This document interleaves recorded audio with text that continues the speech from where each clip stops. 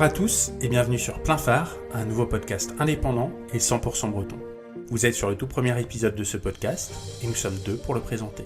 Mathilde, gérante de l'agence de rédaction web Rhapsody, et Yann, dirigeant de l'agence de communication My Little Com, tous deux basés à Brest. Bonjour à tous les deux. Bonjour. Bonjour Christophe, merci beaucoup. Donc vous vous complétez finalement dans Tout à vos fait. deux activités. C'est ça. Exactement, et le podcast c'est le lien supplémentaire entre les deux activités. Alors il est né comment ce podcast en 2020 où vous écoutiez vous-même beaucoup d'émissions sur Internet? C'est ça, effectivement, on est tous les deux des gros consommateurs de podcasts, que ce soit des podcasts radio, des podcasts natifs, essentiellement business. Et c'est quoi d'ailleurs la différence entre les deux pour qu'on situe bien pour les auditeurs? Alors, le podcast radio, c'est en général un format qui est diffusé sur les ondes et qui est repris sur les plateformes de podcast pour une écoute en différé. Donc, c'est le cas de la plupart des émissions radio aujourd'hui. Y compris les émissions d'RCF, d'ailleurs on le précise. Exactement. Et un podcast natif. Donc, du coup, c'est un podcast qui n'est pas diffusé en radio, qui est né pour être diffusé uniquement sur les plateformes de podcast.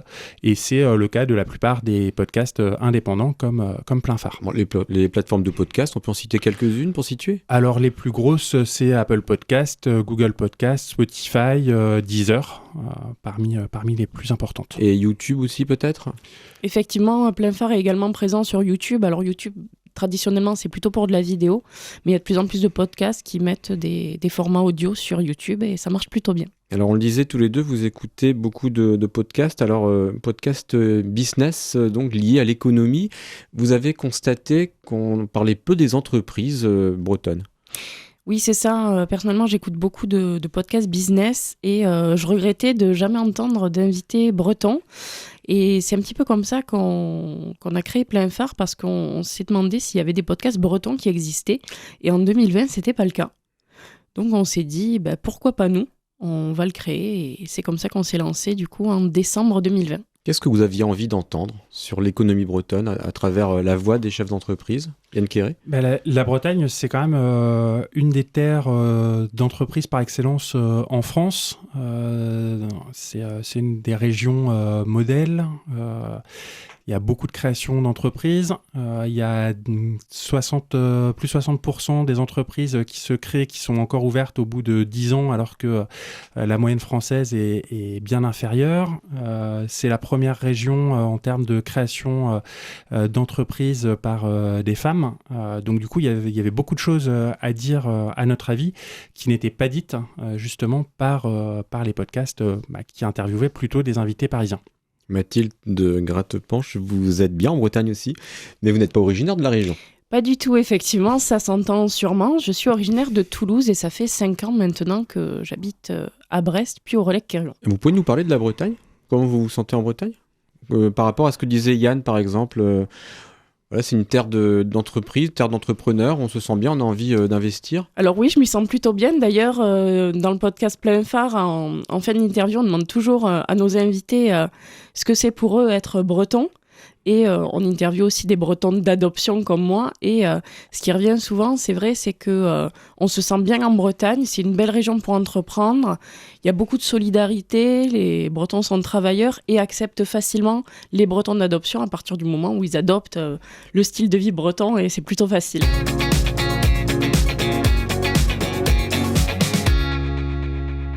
Quels sont les bénéfices concrets pour les seniors ? Là, tu parlais de la perte de mémoire. Est-ce qu'il y a d'autres bénéfices que récupérer la mémoire ou en tout cas de la perdre moins rapidement ? Alors oui, il y a d'autres fonctions cognitives en fait. Il va y avoir la fonction cognitive, donc le raisonnement, la flexibilité mentale, l'inhibition. Et puis les autres fonctionnalités, on y viendra plus tard, mais ça prend déjà beaucoup de temps. Et Yann Quéré, comment s'articulent ces épisodes? Alors ils font à peu près 45 minutes, je crois. Ouais, c'est ça, en moyenne, c'est à peu près 45 minutes. On n'est pas sur un format fixe, c'est aussi ce que permet le podcast natif. On n'est pas limité dans l'horaire, donc c'est des épisodes qui vont entre 35 minutes et 1 heure à peu près. C'est des rencontres, c'est des discussions avec des acteurs ou des actrices de l'économie bretonne. Alors vous allez les voir? Vous allez sur le terrain? C'est ça exactement le but du podcast, c'est d'avoir la qualité sonore qui soit la plus optimale possible. Et puis les rencontres en face à face sont toujours plus intéressantes, plus sympas. Donc du coup, on se rend dans l'entreprise et puis on reste 1 heure et demie avec la personne interviewée et on évoque différents sujets. Pour montrer un petit peu ce qui fait la force de cette entreprise, quelles sont les valeurs qu'elles défendent et quels éléments inspirants peuvent reprendre les auditeurs à leur compte. Mathilde, est-ce que vous pouvez nous dire comment vous choisissez les entreprises ? Alors, dans un premier temps, on cherche des entreprises qui nous inspirent, qui nous plaisent et où on a facilement des idées de questions à leur poser. Déjà, il faut que ce soit des entreprises bretonnes. Alors, quand on parle d'entreprises bretonnes, c'est breton au sens large. On parlait de breton d'adoption tout à l'heure. On n'est pas du tout sectaire, bien au contraire. Et on est sur les 5 départements ou les 4 ? Ah, ça, c'est la petite question. La question piège. On est sur les 4. On est essentiellement sur les 4, mais on n'est pas, là non plus, on n'est pas sectaire, on n'est pas fermé à des entreprises des Pays de la Loire si les opportunités se présentent. Et quelles sont les belles valeurs d'une entreprise ? Et quelles sont les belles valeurs d'une entreprise ? Ça dépend beaucoup de l'entreprise. Ça peut être, là par exemple, on a fait un épisode assez récemment sur Cadieux, où les valeurs humaines, c'était une belle découverte. Les valeurs humaines sont vraiment fondamentales de l'entreprise et sont vraiment à la base de l'entreprise. Alors c'est à travers un dirigeant ou une dirigeante. Alors là, en l'occurrence, sa dirigeante, Emmanuelle Cadieux. Une nouvelle aventure s'ouvre pour moi. J'ai repris une grande partie des parts de la société. Et je repars à l'assaut d'une nouvelle génération pour Cadieux Industries.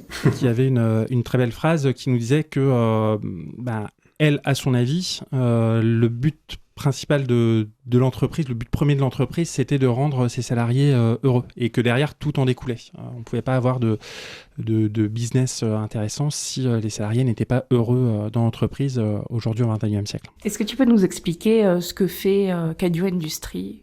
Alors Cadieux, oui. Donc ce que fabrique Cadieux Industries, donc on est une entreprise de production et nous en sommes très fiers. C'est vrai qu'on dit toujours que la France se désindustrialise et chez Cadieux, on est des vrais industriels.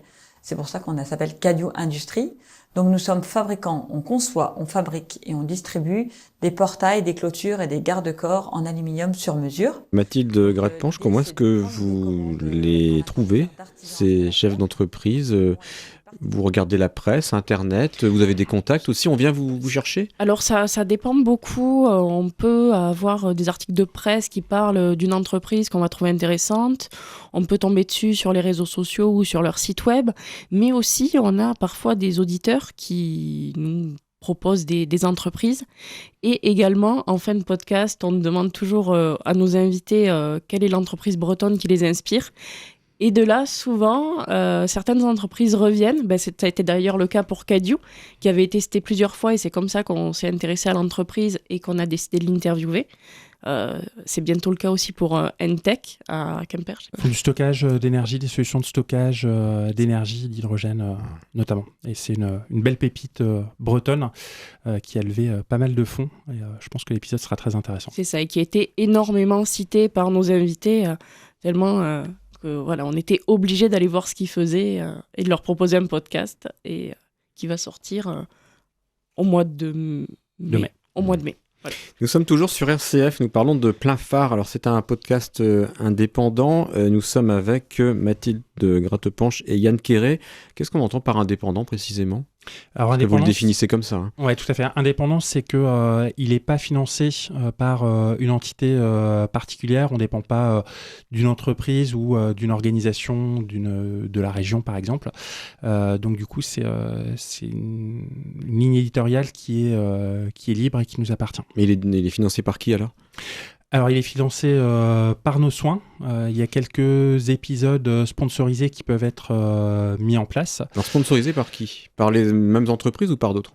Alors, sponsorisé, c'est-à-dire qu'il peut y avoir soit des publicités qui peuvent être mises en place en début d'épisode, donc là qui sont clairement identifiées en tant que publicité, comme on peut en avoir en télé, en radio, etc. Ça, c'est un format qu'on ne fait pas pour le moment. Et autrement, il peut y avoir vraiment des sponsorisations d'épisodes purs, c'est-à-dire qu'on répond à une commande de l'entreprise, mais à condition que ça reste à la fois dans la ligne éditoriale de Plein Phare, dans les valeurs dont on a parlé tout à l'heure, et que d'un point de vue éthique, le discours corresponde à ce qu'on souhaite développer avec Plein Phare. Et ça veut dire que vous n'avez pas la liberté totale des questions, Mathilde ?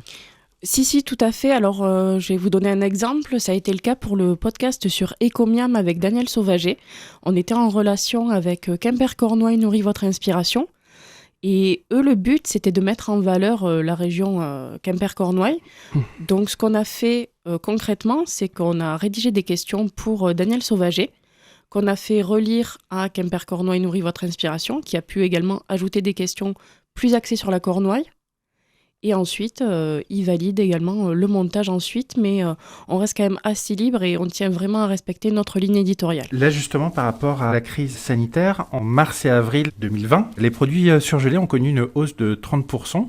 Est-ce que la crise seule explique cet engouement et est-ce que la tendance s'est poursuivie au fil de l'année 2020 ? Effectivement, on a maintenant une année de recul par rapport au mois de mars, qui était le premier mois, entre guillemets, de folie pour le surgelé. Donc vous évoquez des taux de croissance de 30%. Pour nous, c'était beaucoup plus significatif, puisque sur les 3 mois, mars, avril, mai, en moyenne, nous avons réalisé une augmentation de chiffre d'affaires de 87%. C'est énorme. Alors, ça me mène justement à la question de la préparation de ces enregistrements, de ces interviews, de ces podcasts pour Plein Phare. Alors, je reviens à vous, Yann Quéré. Comment est-ce que vous les préparez, ces interviews ? Est-ce que vous avez aussi appris peut-être à poser les questions en intervieweur, comme à la radio, par exemple, à rebondir aussi, je ne sais pas. Vous pouvez nous expliquer un peu alors comment vous faites passer le message, comment vous dialoguez pour l'auditeur avec ces chefs d'entreprise, hommes et femmes ? Alors on essaye de rebondir effectivement quand le sujet s'y prête. Le but c'est qu'on ait vraiment une conversation avec l'invité, comme on a là actuellement entre nous trois. La préparation c'est effectivement une grosse phase sur laquelle on se renseigne sur l'entreprise à travers différentes sources, différents médias, où on essaye de croiser les thématiques qui peuvent nous paraître intéressantes à creuser et celles qui sont en général relativement peu creusées dans les sources qu'on trouve. Par exemple, lesquelles ? Parce que vous partez toujours du business, mais est-ce qu'il y a des thématiques comme l'environnement, des valeurs féministes aussi peut-être ? C'est ça, ça dépend beaucoup des entreprises. En fait, on va partir effectivement d'un angle business, mais si l'entreprise a des valeurs environnementales, on va creuser ce sujet. Si l'invité veut parler de féminisme, on va lui poser des questions sur le féminisme. C'est un angle business, mais on reste très ouvert et on s'adapte beaucoup à l'invité et à ce dont il a envie de parler. Est-ce que vous réussissez à faire parler plus facilement les personnes, justement en évoquant leur passé, leur passion, leur parcours ? Alors effectivement, c'est un des angles. La chance qu'on a, c'est que le territoire breton, c'est un territoire de réseau où toutes les entreprises sont assez fédérées et elles sont quand même dans l'ensemble plutôt adeptes de l'exercice et elles s'y prêtent volontiers et elles nous ouvrent leurs portes de manière très large et elles répondent très facilement, très ouvertement à l'ensemble de nos questions. Et elles les voient comment, cet exercice ? Est-ce que c'est un outil de communication supplémentaire ? Est-ce qu'elles sont conscientes du poids du podcast, aussi de la force du podcast ? Alors pour beaucoup de nos invités, c'était la première fois qu'ils faisaient un podcast. Alors certains étaient un petit peu stressés pour l'exercice et puis finalement au fil de la conversation, ils se détendent. Et oui, je pense qu'ils le voient un petit peu comme un outil de communication puisqu'ils le repartagent volontiers sur leurs réseaux sociaux ou sur leur site web pour montrer qu'ils sont passés dans Plein Phare et que si on veut en savoir plus sur eux, on peut l'écouter.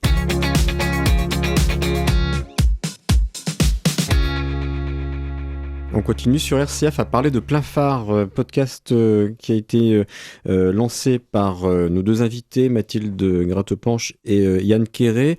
Est-ce que vous pouvez nous parler de l'audience de ces podcasts ? Vous avez quelques chiffres peut-être ? On peut parler de plusieurs centaines d'écoutes. par épisode Alors c'est tout à fait ça, on fait plusieurs centaines d'écoutes par épisode, ça dépend énormément de l'invité et de s'il le diffuse également à sa communauté. Pour donner une anecdote, je voulais parler du premier épisode qu'on a lancé avec Jean Coinon, qui est le dirigeant d'AOC et aujourd'hui président de Produits en Bretagne.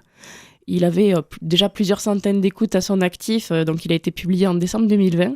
Et quand il a été annoncé président de Produits en Bretagne il y a quelques mois, on a eu un pic d'écoute de l'ordre de 20 à 25% de plus. Justement, du fait de cette annonce, les gens ont cherché qui était Jean Coinon et sont tombés sur le podcast et ont décidé d'en apprendre plus sur lui. On va repartir un petit peu en arrière. Pendant tes études, tu as travaillé en alternance pour Actia en tant que responsable des études marketing internationales. Pour nos auditeurs qui ne le savent pas, Actia est un groupe français présent à l'international et spécialisé dans les composants électroniques. Une fois ton diplôme en poche, tu as quitté Actia pour AOC, une toute petite agence qui vient d'ouvrir à Brest. Pourquoi tu n'as pas poursuivi ta carrière dans un grand groupe ? Ouais, alors ça m'est venu très très tôt en fait cette idée-là. Pourquoi j'avais pas envie de travailler dans un grand groupe ? Certainement parce que j'avais une vision quand j'étais jeune, quand j'étais étudiant. Je suis quelqu'un d'assez iconoclaste, je suis quelqu'un d'assez autonome, quelqu'un finalement d'assez indépendant. Je le suis toujours aujourd'hui. C'est une philosophie que je suis et il y a quelque chose que j'aimais bien dans l'idée d'avancer dans mon parcours professionnel. C'était l'idée d'entreprendre et dans cette idée d'entreprendre, c'était d'avoir une possibilité d'être en mode tube à essai. Comment est-ce que les podcasts peuvent être écoutés sur Internet ? Dans les moteurs de recherche, on doit les trouver ? Alors oui, effectivement, sur les moteurs de recherche, on peut trouver facilement des podcasts. Alors sur Google Podcasts, ça ressort très facilement puisque forcément ça appartient à Google. On peut aussi avoir un site web, c'est notre cas. C'est pas le cas de tous les podcasts, mais nous on a tenu à avoir un site web pour renforcer notre visibilité et la visibilité des podcasts. Et ensuite, les auditeurs cherchent beaucoup directement sur les plateformes d'écoute, donc ils choisissent leur plateforme d'écoute favorite. Ça peut être Spotify, Deezer, Google Podcast, Apple Podcast pour beaucoup. Donc ils trouvent grâce au mot plein phare ou grâce au nom de l'entreprise, au nom du ou de la dirigeante ? Ça peut être en recherchant plein phare, ça peut être en cherchant le nom de l'invité ou de l'entreprise, c'est assez varié. Ou des catégories également, puisque sur les plateformes de podcast, les podcasts, les épisodes sont classés par catégorie. Il peut y avoir des catégories narration, des catégories enquête, des catégories business. Donc du coup, en général, les auditeurs sont habitués à ce tri par catégorie. Et donc du coup, ils peuvent trouver le podcast également comme ça. Mais surtout, les auditeurs fonctionnent beaucoup au bouche à oreille. Ils en parlent beaucoup entre eux. Ouais, attends, j'ai juste... Oui, 82% des auditeurs disent parler des podcasts écoutés avec leurs proches. Donc c'est énorme, le bouche à oreille fonctionne beaucoup comme ça. Donc ça peut être quelqu'un qui va écouter plein phare et qui va en parler à ses proches. Et c'est aussi comme ça que le podcast va se faire connaître. Alors que la radio, par exemple, on consomme plutôt une émission et quand on écoute un podcast, on choisit ce qu'on a envie d'entendre, c'est ça ? C'est ça, exactement, tout à fait. La radio, c'est un média d'habitude. Le podcast, on choisit vraiment par affinité avec l'hôte ou avec le sujet du podcast ce qu'on écoute. Comment ça s'entretient, cette notoriété, Yann Quéré ? Alors on a parlé avec Mathilde de la visibilité sur Internet, mais il faut renouveler les pages du site par exemple, il faut rajouter des épisodes régulièrement, il faut avoir aussi beaucoup de contenu peut-être. Vous parliez des mots-clés, des catégories Oui, tout à fait. Alors déjà, l'avantage du média podcast, c'est que les auditeurs sont des auditeurs très fidèles aux médias. Donc du coup, quand ils commencent à écouter plusieurs épisodes, derrière, ils suivent la série de podcasts. Ça veut dire qu'ils ont une notification, par exemple, quand il y a un nouvel épisode ? Exactement, tout à fait. Et après, ils sont, en général, on a régulièrement le cas des personnes qui sont demandeuses de savoir quand le prochain épisode va sortir. Donc là, on vous contacte, ça veut dire que vous connaissez déjà à l'avance les demandes des personnes ? Des auditeurs ? On a une partie des demandes des auditeurs, effectivement, qui nous remontent. Et là, c'est plutôt leur désir qui nous font remonter, savoir qui sera le prochain invité, quand est-ce que le podcast sortira, etc. Et après, effectivement, faut vraiment construire une communauté. Après, c'est vraiment pour... comme n'importe quelle entreprise ou n'importe quel média. Donc ça passe effectivement, vous le disiez très bien, Christophe, par la création de contenu sur le site internet. C'est aussi pour ça qu'on a choisi d'en faire un. À chaque nouvel épisode, chaque nouvel invité, on a une page sur le site qui lui est consacrée. On travaille beaucoup sur les différents réseaux sociaux pour créer, alimenter cette communauté et la faire vivre. Donc c'est vraiment un travail quotidien pour mobiliser les auditeurs et puis leur apporter du contenu. Mathilde. Et on est présent sur Instagram, LinkedIn, Facebook et Twitter, pour ceux qui voudraient nous suivre. Les principaux réseaux sociaux. Votre communauté, elle est importante. On rappelle que Plein Phare a été lancé il y a 2 ans. Les personnes qui attendent ces épisodes... Alors, tous réseaux sociaux confondus, on doit être entre 2000 et 2500 personnes qui nous suivent sur les réseaux sociaux. Est-ce qu'ils peuvent influencer vos choix d'invités ? Effectivement, si on a des demandes cumulées pour interviewer tel ou tel chef d'entreprise ou d'avoir un épisode sur une thématique précise, effectivement, c'est les choix qu'on va prendre en compte, si en tout cas ils sont en adéquation avec la ligne éditoriale et les valeurs du podcast. Si c'est des demandes répétées des auditeurs, effectivement, c'est des choses qu'on va prendre en compte. Et les demandes des entreprises, Yann Quéré ? Et les demandes des entreprises, on en a beaucoup, effectivement. Donc nous, on a choisi de ne pas répondre favorablement aux demandes émanant des entreprises pour des podcasts classiques, on va dire. Gratuits, exactement. On a le choix des podcasts sponsorisés, mais qui est vraiment très limité pour garantir une qualité aussi du podcast. Et qu'on reste vraiment sur la ligne éditoriale qu'on s'est fixée, et puis avec des choix d'invités qui nous parlent et qui, on le pense, parlent aussi à nos auditeurs, puisqu'ils sont très fidèles. Donc effectivement, on a toutes les semaines des demandes d'entreprises pour passer dans le podcast, ou pour soumettre le nom du dirigeant pour passer dans le podcast. Ouais.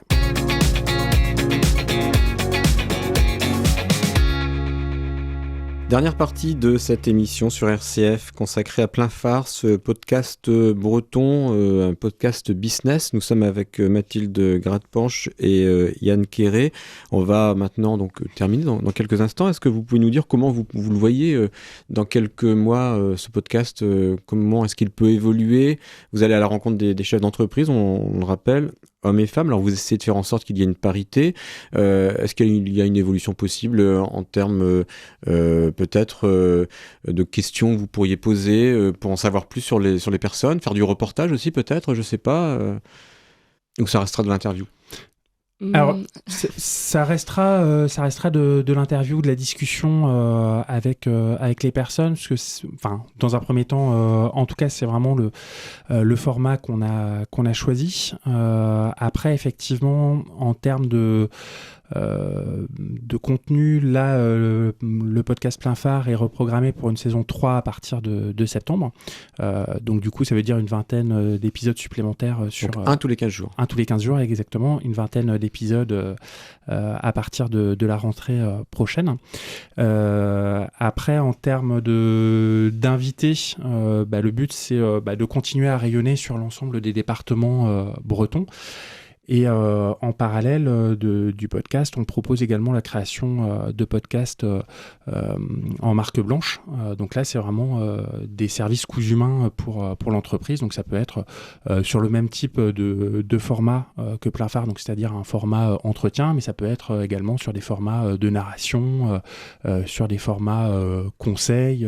Voilà, on est vraiment ouvert à tout là-dessus. Alors, comme on est dans une émission économique aussi, est-ce que cette activité de podcast a servi vos deux activités de communication, vos deux agences, Rhapsody et My Littlecom au Relac-Quérullon, Yann Quéré, Mathilde Gradepanche, on peut penser que pour votre notoriété, justement, pour qu'on fasse appel aussi à vos services, ce podcast a peut-être aidé ?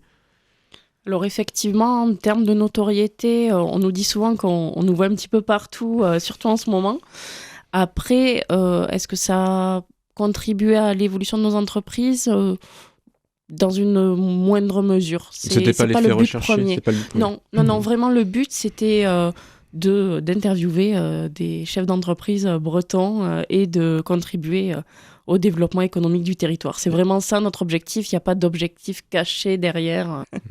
Alors on rappelle donc que Plein Phare est disponible sur les plateformes de podcast et puis on peut aussi accéder au site internet. À quelle adresse alors? Qui peut nous la donner de manière simple? Oui, l'adresse c'est pleinphare-podcast.fr. Bon, ça tout va. Simplement. Et puis donc sur les réseaux. Merci à tous les deux, merci Yann Quéré, merci Mathilde Gradepanche et puis longue vie à vos podcasts business sur la Bretagne. Merci beaucoup Christophe. Ensemble, on va parler business, communication, marketing, ancrage local, passion. En bref, tous les sujets qui vous permettront de mieux connaître nos invités et leurs projets.